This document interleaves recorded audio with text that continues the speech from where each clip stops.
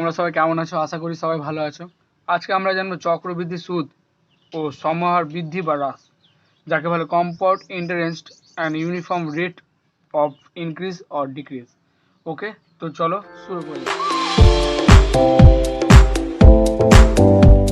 ফার্স্টে এসে চক্রবৃদ্ধি সুদ কাকে বলে? কোনো নির্দিষ্ট সময়ের শেষে অর্জিত সুদ আসলের সঙ্গে যুক্ত করে ওই সুদ আসলকে পরবর্তী নির্দিষ্ট সময়ের জন্য নতুন আসল হিসেবে গণ্য করে পুনরায় যখন সুদ হিসাবে করা হয় তখন সেই সুদকে কম্পাউন্ড ইন্টারেস্ট বলে। মানে যখন ধরো তুমি তোমার বন্ধুর কাছে 100 টাকা ধার নিলে, তাকে 10% সুদে বার্ষিক 10% হারে তার কাছে তুমি সুদটা নিলে, তো 1 বছর পর তোমার কত সুদ হবে? 110 টাকা। সরল সুদ আমি বুঝিয়েছি, তোমরা উপরে আই বাটনে দেওয়া থাকলো, তোমরা দেখে নিতে পারো। তো এটা নেক্সট চ্যাপ্টার চক্রবৃদ্ধি সুদ। তো কি বললাম, যে তোমার বন্ধুর কাছে 100 টাকা নিলে 10% হারে তাকে 1 বছর পর কটায় দিবা। তো কত হচ্ছে? 10% হার মানে 100 টাকায় 1 বছরের সুদ 10 টাকা, মানে হচ্ছে 110। তো চক্রবৃদ্ধি সুদে কি হয়, ওই 110টাকে আসল ভেবে আবার 1 বছরের জন্য আবার কাউন্ট করতে হয়। তো এটা হচ্ছে চক্রবৃদ্ধি সুদ। বাস্তবে দুই ধরনের সুদ হয়ে থাকে, একটা হচ্ছে সরল সুদ, একটা চক্রবৃদ্ধি সুদ। সরল সুদ বলতে কি, ওই যে যেটা বললাম। আর চক্রবৃদ্ধি কি সুদ বলছে? বলছে পুনরায়, এই যে পুনরায় যখন আবার সেই সুদ হিসেবে গণ্য করা হয়, বলছে নতুন এই আসল হিসেবে গণ্য করা হয়। যেটা তুমি টাকাটা পেলা 110 টাকা, যেটা বুঝালাম, তো ওখানে কে আবার নতুন করে পুনরায় যেটা সুদ হিসাব গণ্য করা হয়, সেই সুদকে বলা হয় কম্পাউন্ড ইন্টারেস্ট। তো এবার বলছে, আর এই চ্যাপ্টারে আরেকটা জিনিস আছে, কি আছে? সমূল চক্রবৃদ্ধি। আসল এবং কোনো নির্দিষ্ট সময়ের চক্রবৃদ্ধি সুদের সমষ্টিকে কাকে বলা হয়? বলছে সমূল চক্রবৃদ্ধি কাকে বলে? আসল এবং কোনো নির্দিষ্ট সময়ের চক্রবৃদ্ধি সুদ আর আসলের সমষ্টিকে বলা হয় সমূল চক্রবৃদ্ধি। তো এই চ্যাপ্টারতে শুধু একটা সূত্র মনে রাখবে, যে সমূল চক্রবৃদ্ধি সমান হচ্ছে আসল প্লাস চক্রবৃদ্ধি সুদ। সমূল চক্রবৃদ্ধি মানে হচ্ছে আসল প্লাস চক্রবৃদ্ধি সুদ। তাই এখানে যদি চক্রবৃদ্ধি সুদটা যদি রাখো, তাহলে কি হচ্ছে? সমূল চক্রবৃদ্ধি মাইনাস আসল। তাই তো, চলো অঙ্ক। এই অঙ্কতে কি বলছে, আমরা 3টে অঙ্ক আলোচনা করব, তোমাদের আমি একটা একটা করে দেখাই। বাপি সাইকেল কেনার জন্য ব্যাংক থেকে বার্ষিক 8% সুদে 1200 টাকা 2 বছরের জন্য ধার করেছেন। হিসাব করে দেখি 2 বছর পর মোট কত টাকা ফেরত দিতে হবে। ঠিক আছে, আমি এটা নেক্সট, এটা পরে আসছে এই কোশ্চেনটাই। তো আমি আগে প্রথমে কত টাকা ফেরত দিতে হবে সেটা আমি হিসাব করি। তো কি লিখবে 2 বছরের সুদ ইজিক্যাল টু, তোমাদের আমি আগে বলেছি, আগের ওই সরল সুদ চ্যাপ্টারতে PRT/100 এর চ্যাপ্টার। সুদ মানে হচ্ছে আই সমান হচ্ছে PRT/100। পি মানে হচ্ছে প্রিন্সিপাল মানে হচ্ছে কত টাকা তুমি নিয়েছো, 1200 টাকা। আর মানে হচ্ছে কি 8%, কত হারে তুমি দিচ্ছ, 8। টি মানে হচ্ছে টাইম, ক বছরের জন্য নিয়েছো, 2 বছরের। তো বাই 100, তো কত হচ্ছে? 0 0 কেটে গেল, হচ্ছে 192 টাকা।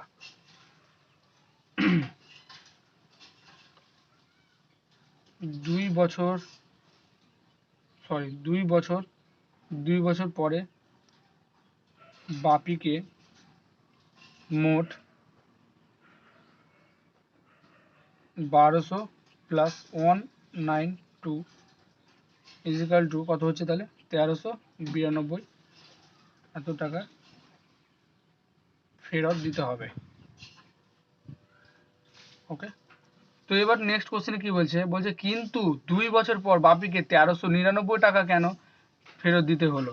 তো আমি ফার্স্টে বললাম যে চক্রবৃদ্ধি সুদের ক্ষেত্রে আসল সবসময় এক থাকে না, এবং প্রত্যেক সুদ পর্বের শেষে আসল পরিবর্তিত হতে থাকে। অর্থাৎ দেখো, ধরো এটা হচ্ছে, যদি PRT বের করলে, তো এইভাবে করলে, তো আমি বলেছিলাম ফার্স্টে যে চক্রবৃদ্ধি সুদের ক্ষেত্রে আসল সবসময় এক থাকে না। তো সরল সুদের ক্ষেত্রে ওটা এক থাকে, কিন্তু চক্রবৃদ্ধি সুদের ক্ষেত্রে এক থাকে না।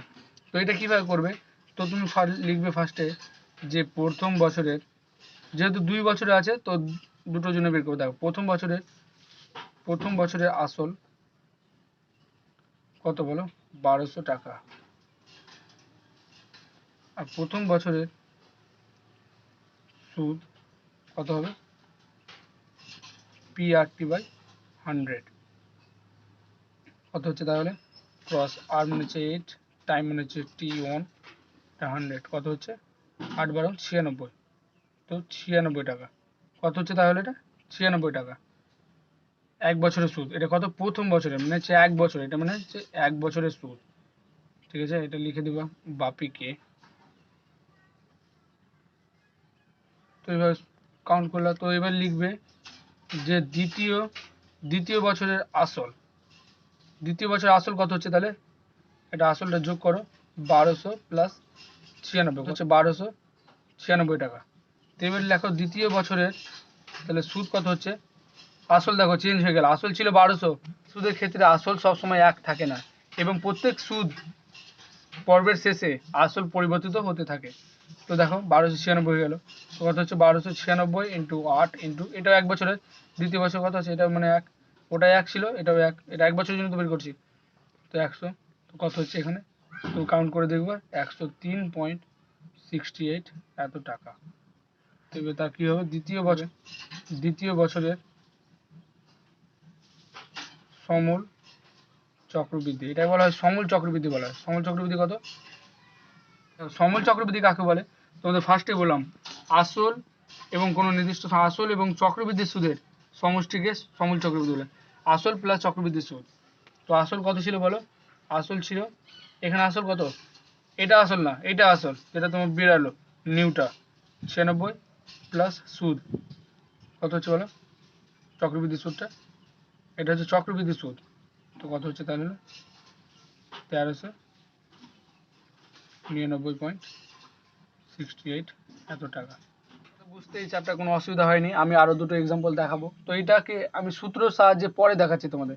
আমি চলো আগে থিওরিটিক্যাল আগে বুঝিয়ে দিই, তারপর প্র্যাকটিক্যাল আমি আসছি। তো চলো নেক্সটে আসি।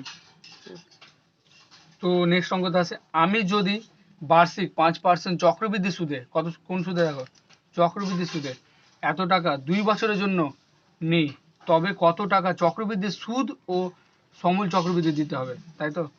তো আমি কি করব, ফার্স্টে 1 বছর 1 বছর করে বের করব। দেখো নেক্সট আগের অঙ্কটা কি করেছিলাম, এখানে তোমাকে দুটো ধাপ বের করেছিলাম, কারণ 2 বছরের জন্য ছিল। তো এখানেও 2 বছরের জন্য আছে, তো আমি দুটো ধাপে করব। তো ফার্স্টে লিখবে এখানে, এখানে লিখতে পারো যে আমি, বা এখানে লিখতে হবে না। দেখো প্রথম বছরের আসল সমান কত ছিল বলো? 1400 টাকা। প্রথম বছরের সুদ ERT বাই 100, টাইমটা সবসময় অন হবে, সবসময় মনে রাখবে। 1400 আর কত ছিল বলো? 5 এখানে 1 100 কত হচ্ছে? 5 14 70 টাকা। প্রথম বছর হয়ে গেল। তো এবার দেখো দ্বিতীয় বছরের তাহলে আসল কত হচ্ছে? দ্বিতীয় বছরে তাহলে আসল কত হবে বলো? তাহলে কত ছিল? 1400 প্লাস এখানে 70, কত হচ্ছে তাহলে? 1470 টাকা। তো এবার দ্বিতীয় বছরের সুদ কত হচ্ছে তাহলে? আবার এটা PRT বাই 100, এখানে টিটা সবসময় টাইমটা 1 হবে। পি কত হলো বলো? 1470 প্লাস আর কত? 5 ক্রস 1 বাই 100। এখানে যদি 3 বছর বলতো তাহলে আরেকটা ধাপ করতাম, বুঝতে পারলে? তো এখানে যেহেতু 2 বছর, তো দুটো ধাপে হয়ে গেছে। দেখো একটা জিরো কাটলো, একটা জিরো 5 দিয়ে কাটলো, এটা 2, তো এটাই হিসাব করে যদি দেখো 73.50 টাকা। ঠিক আছে, তো এবার তাহলে কি হলো দেখো, এবার লেখো যে 2 বছরের সমূল চক্রবৃদ্ধি, এই যেটা মানটা বেরাবে এটা হচ্ছে সমূল চক্রবৃদ্ধি। ওকে, এই যেটা মানটা বেরাবে এটা সমূল চক্রবৃদ্ধি। তো সমূল চক্রবৃদ্ধি মানে কি বললাম আমি তোমাদের বারবার, এটা লিখবে না তোমরা, আসল প্লাস চক্রবৃদ্ধি সুদ, তাই তো? আসল প্লাস চক্রবৃদ্ধি সুদ। তো আসল কত ছিল বলো? এখানে নিউ আসলটা সবসময় নতুন আসল, এটা সবসময় নিউটা দিবে, যেটা নিউটা বেরালো এটা নিউ। ঠিক আছে, তো চক্রবৃদ্ধি সুদ কত বেরালো? 73.50 টাকা। ঠিক আছে, এটা হচ্ছে যেটা বের করবে সমূল চক্রবৃদ্ধি বের করবে। তো কত হচ্ছে বলো তাহলে? 74 এর দিক থেকে কত হচ্ছে? 1543.50 এত টাকা, তাই তো? এবার দেখো কি বেরোলো, এটা সমূল চক্রবৃদ্ধি বেরিয়ে গেল। এবার আমাদের কি বের করতে হবে? চক্রবৃদ্ধি সুদ, তাই তো? এবার দেখো কি লিখবে, যে লিখবে এবার যে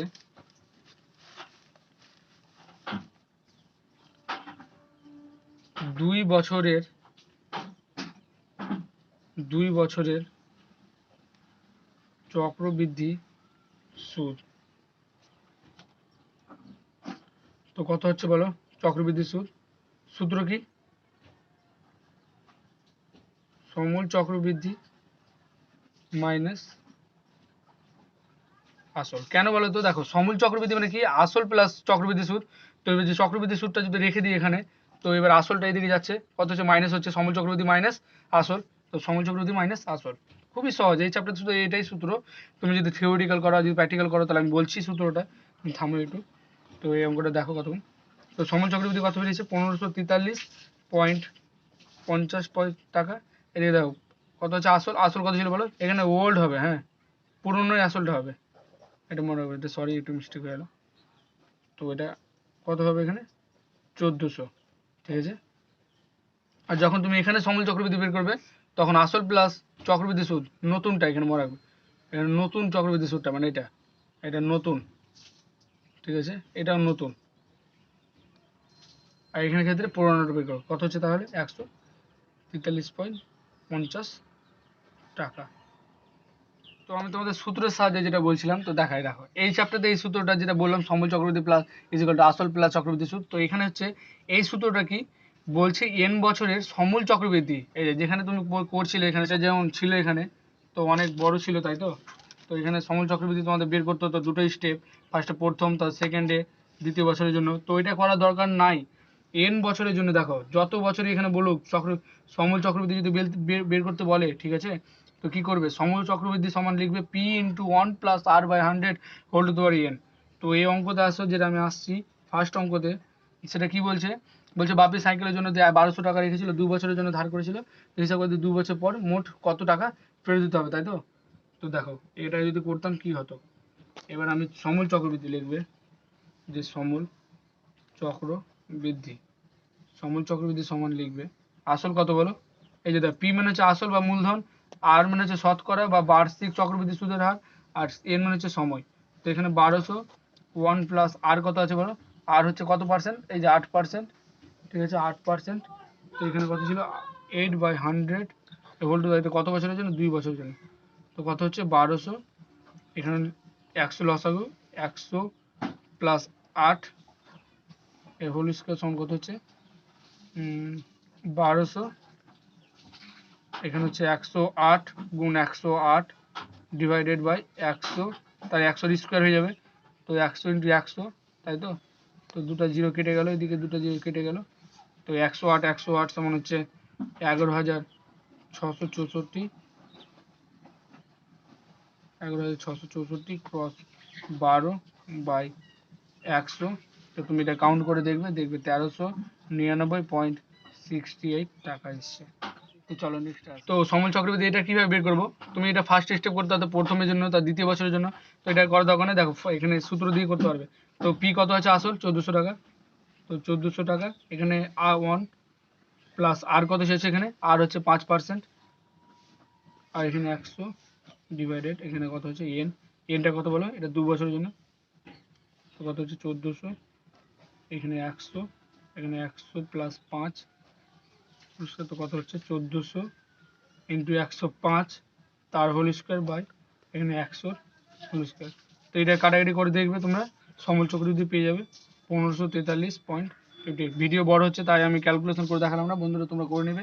তো আশা করি তোমাদের বুঝতে কোনো অসুবিধা হয়নি। চলো নেক্সটে আসি। তো বার্ষিক 10% চক্রবৃদ্ধি সুদের হারে কত বছর রেট কত বছরে 4000 টাকার সমূল চক্রবৃদ্ধি 5324 টাকা হবে, তাই তো। চলো হিসাব করে দেখি যে কত বছরে এটা ছিল। তো এটা কিভাবে বের করবে? তো ফার্স্টে লিখবে যে ধরি n বছর, লিখে দিবে ধরি বার্ষিক, এখান থেকে লিখতে রাখবে, হ্যাঁ এখান থেকে ধরি বার্ষিক 10% চক্রবৃদ্ধি সুদের হারে, এই যে আমি n ধরে নিলাম, হ্যাঁ n বছরে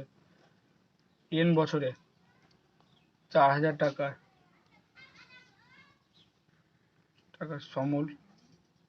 সমূল চক্রবৃদ্ধি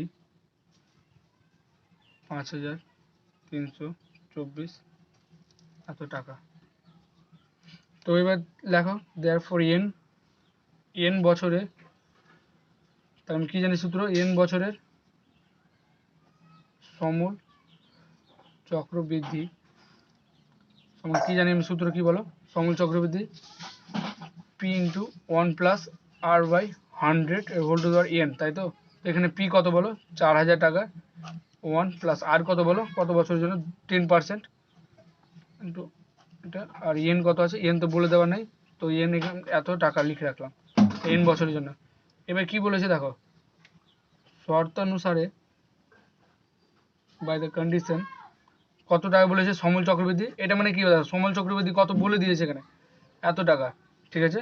তো মানে হচ্ছে 4000, 1 প্লাস এখানে আমি 0 কেটে দিচ্ছি, হ্যাঁ, কত হচ্ছে 1/10,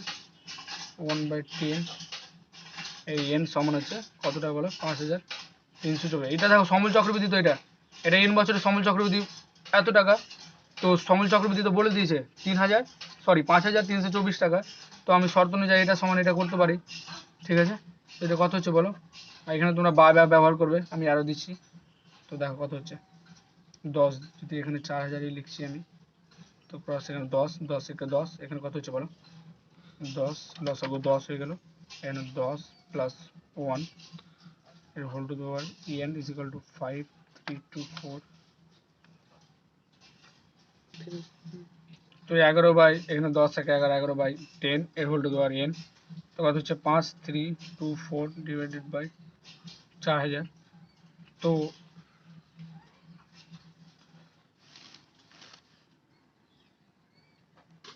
এগারো বাই 10 এর whole to the power n। তো এটা যদি দেখো তোমরা 4 দিয়ে যদি কাটো, ঠিক আছে, তো 4 একে 4, 1000, 4 দিয়ে 4 একে 4, 13, 3 4 12, তারপরে 3 4 12, তো 4 একে 4 কত আসছে এদিকে, 1331 বাই 2000, তাই তো। তো এবার দেখো, তো 1331 বাই 1000, তো 1331 কে আমি এভাবে লেখা যায়, দেখো তো 11 যদি কিউব করি আর এটা 10-এর যদি কিউব করি, ঠিক আছে, তো নিচেটা দেখে বুঝতে পারবে, দেখো 10-এর যদি কিউব করি, ঠিক আছে, তো 10-এর কিউব সমান হচ্ছে কত বলো, 10-এর কিউব সমান হচ্ছে যে 10 ইন্টু 10 ইন্টু 10, কত হচ্ছে, একের পর কত শূন্য আছে বসিয়ে দিলে। আর এখানে 11 যদি আমি কিউব করি, তো কত হচ্ছে বলো, 11 কিউব যদি করি, তো 11 ক্রস 11 ক্রস 11, তো 11 11 121 ক্রস 11 সমান হচ্ছে 1331, তাই তো। তো ঠিকই আছে। তো দেখো আর অঙ্ক কিছু নাই, তোমরা এবার লিখে নিলে যে দেখো, এবার সূচকে একটা সূত্র আছে, যেটা যদি এটা যদি সমান হয় তাহলে হবে n সমান 3, এই পাওয়ারগুলো সমান হয়ে যায়, পাওয়ারগুলো ইকুয়াল হয়ে যায়, তাই তো। তো n সমান 3, তো দেখো কি হলো, তাহলে এবার লিখে দিলে যে বার্ষিক 10% চক্র বৃদ্ধি সুদের হারে 3 বছরের, ক বছর এটা, 3 বছরে 4000 টাকা লিখে দিলে। তো এবার দেখো এই অঙ্কটা যেটা একটা বলছিলাম, যে সমূল চক্রবৃদ্ধি যখন পেয়ে গেলে এত টাকা, ঠিক আছে, এই সূত্রের সাহায্যে, তো এই দ্বিতীয় নম্বর অঙ্কটার কথা বলছি, সমূল চক্রবৃদ্ধি যখন পেয়ে গেলে এই টাকাটা, ঠিক আছে, এত টাকা যে পেয়ে গেলে, তো তুমি চক্রবৃদ্ধির সুদটা আমি বলা হয়নি, চক্রবৃদ্ধির সুদটা কিভাবে বের করবে, তাই তো। দেখো সমূল চক্রবৃদ্ধি শর্টকাটে পেয়ে নিলে এটা থেকে 3 মিনিট লাগবে ম্যাক্সিমাম। তো এটা সমূল চক্রবৃদ্ধি সুদটা কিভাবে বের করবে, দেখো চক্রবৃদ্ধি সুদ এইভাবেই বের করতে হবে, এইটাই শুধু একটাই ল, ঠিক আছে, এটা শুধু একটাই ল এটার, যে সমূল চক্রবৃদ্ধি মাইনাস আসল, আসলটা কি, আর যেটা তোমার প্রথমে যেটা দেওয়া আছে, প্রথমে যেটা দেওয়া আছে, যেটা ফার্স্টে, যেটা ওল্ড যেটা পুরোনোটা, যেটা 1400 থেকে শুরু হয়েছে, তো ওটাই নিবে ফার্স্টের আসলটা। তো এইভাবে করে ওটা করতে হবে, ঠিক আছে। আর যেটা চক্রবৃদ্ধি সূত্রে কোনো শর্টকাট নেই, সমূল চক্রবৃদ্ধি আছে n বছরের সমূল চক্রবৃদ্ধি সূত্র হচ্ছে p into 1 plus r by 100 এর হোল টু দ্য n। আশা করি সব সূত্রটা তোমরা মনে রাখবে, আর কিছুই নেই অঙ্কতে। তো বন্ধুরা আজকের জন্য এইটুকুই, আশা করি আমার ভিডিওটা লাইক করো, শেয়ার করে দাও তোমাদের বন্ধুদের, যারা ক্লাস 10-এ পড়ে বা সব কম্পিটিটিভ এক্সামে আসে এই কোশ্চেনগুলো।